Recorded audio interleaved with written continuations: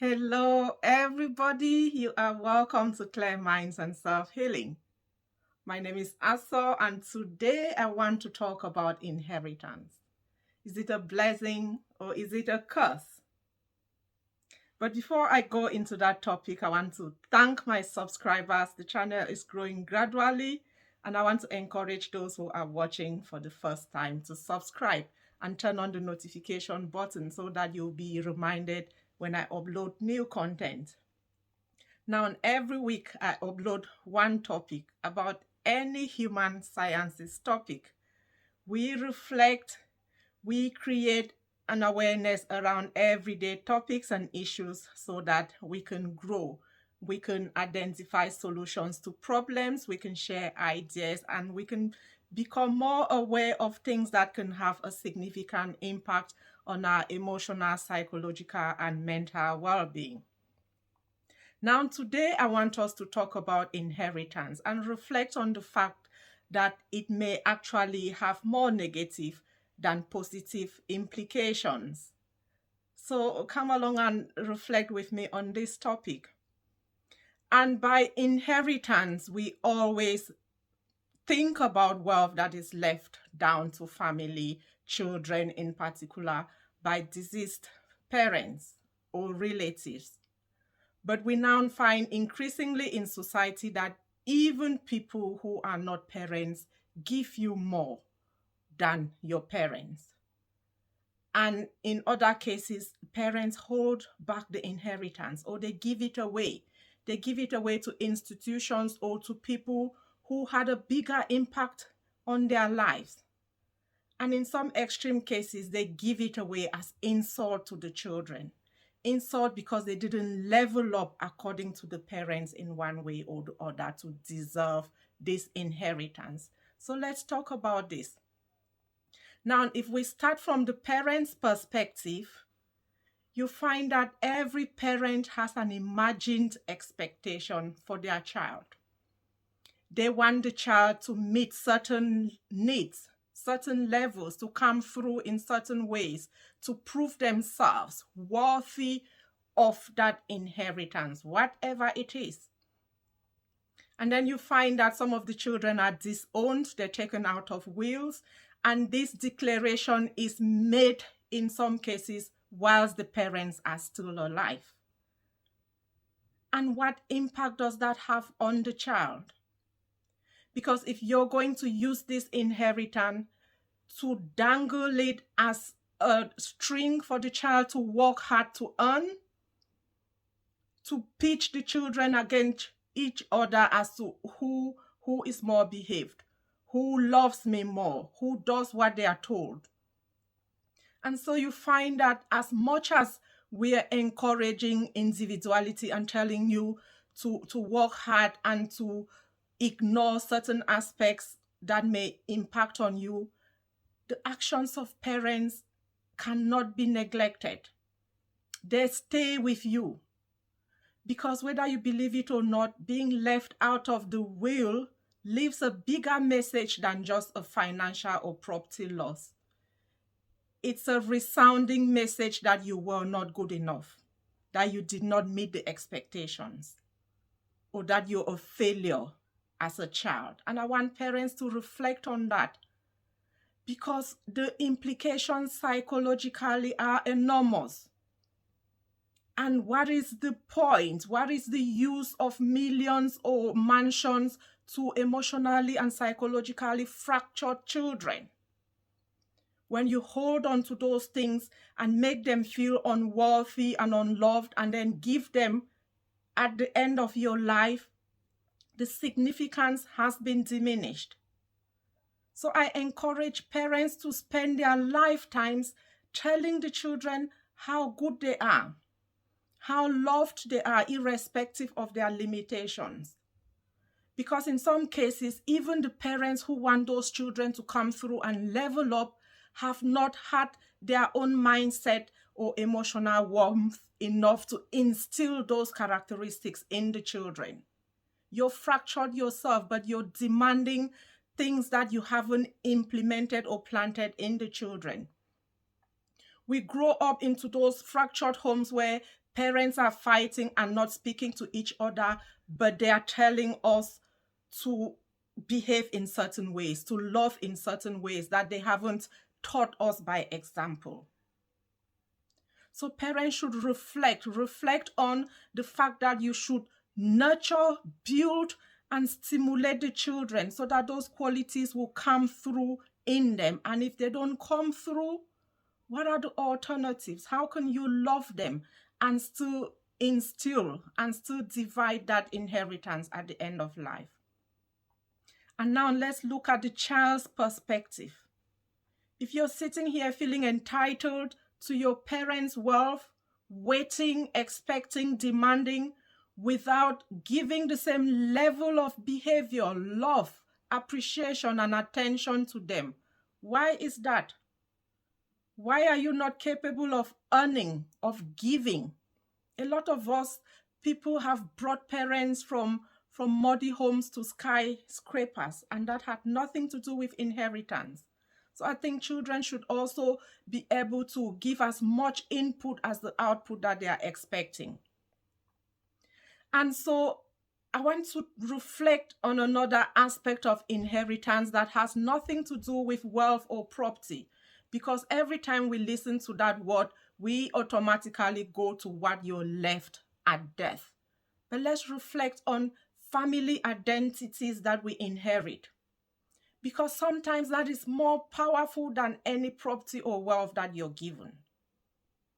Because as we are aware, names open doors. Names open emotional doors. The way a child declares their name, their identity, where they come from, is based on what the parents has given to that child. The bond of the family, the attachment, the love, the appreciation. If you insult and call them names and diminish their sense of self-worth, they will not be able to love themselves enough to build the confidence to reach what they want, even forgetting what you plan to give them at the end of your life. That's not as important as the value that you pass on in your identity, the work ethic, what your word is worth in that family, what the children have watched you become from the passenger seat. That is a bigger inheritance than any wealth or property when you pass away. And I also want you to reflect on emotional inheritance. What emotions do you hand over? The daily lived experience. Is it nurturing? Is it loving? Is it laughter? Or is it anger and hate and aggression? Do you speak the language that they watch? Or do you tell them to be one person and they watch you being hateful and vengeful with family relationships, diminishing the other parents in the house, abusing the other parents, battering the children? What does it matter what money you leave to them if you haven't taught them how to love and enjoy life? And then I want you to reflect on the value of education that you've left them. Education in general, pushing them to be the best versions of themselves, teaching them valuable lessons of life based on your own mistakes, based on your own success and failure stories, because those individual and educational aspects will elevate them to fish for themselves as opposed to wait for your own collected fish when you pass. And then I want you to reflect on religious identities that you pass over to the children.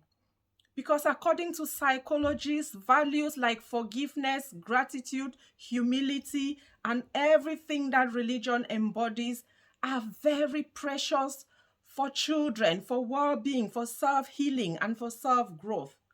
So if you bring them up in a way that appreciates those values, you're instilling a lot of qualities in them that they can use to regulate, that they can use to forgive, to support, and to serve themselves, family, and the society. And then finally, I want us to reflect on cultural values. Because for a lot of us, we are lost identically because we don't know where we come from, especially those children who are born abroad. It's very important for parents to lay those firm foundations of identity in children, Because a child without a firm identity, knowledge, who they are, where they come from, what that means, the pride, it's very important, even for people from war-fractured zones, to teach the value of that nation, that ethnicity, and that culture to the children without messing it up with their own negativity. Because if you look clearly in every situation, you'll find the positives as much as the negatives. So without lying about your upbringing, also elevate the value of their culture so that they know their roots, so that they know what defines them, so that they can be proud of those things even as they criticize the negative. So I want us to always look at the holistic aspect of intelligence, holistic aspect of inheritance, holistic feelings and values and identities, as opposed to getting stuck on money that changes hands when a relative dies. And so for the parents as much as the child, inheritance can be a blessing just as much as it can be a curse. If you're going to dangle it and use it for children to meet certain expectations before you prove how valuable and appreciated they are with the inheritance, it's wrong. And if you're a child who is going to insult and neglect your parents and turn up to claim inheritance, it's equally wrong. So I think it's about appreciating life now, investing in family relationships, leaving your stamp in their hearts, appreciating them, making them feel so loved, so that it's that value of that love in you that they see in the things that you left behind, not the value of wealth or money. So spend time with them. Even as you walk and tell yourself that you're earning for the children, make sure that you feel their emotional banks. Make sure that you feel their sensitivity and cultural and religious banks. Make sure that you teach them today that they are loved and cared for before they wait for whatever comes. Because you find that even if nothing comes when you pass, they will still value that family name. They will value those amazing memories. And they will value the heritage and the person that they were, or the person that they have become, thanks to your love and the value that you added to their lives. So for me, that's the value of inheritance. Whether or not it's a curse or a blessing is based on the parents' mindset. We cannot craft perfect children before we hand over gifts to them, because you find that you ruin their lives even more than the expectations that you're setting for them. And children, appreciate your parents, give to them, teach them, help them, whether or not they have things that you feel entitled to. It's a give and take exercise. And most importantly, it's love before anything else. Thanks for reflecting with me, and live your life in a way that will impact people now, as opposed to wait for deathbed decisions. Have a lovely, lovely day. Share this message and impact someone today.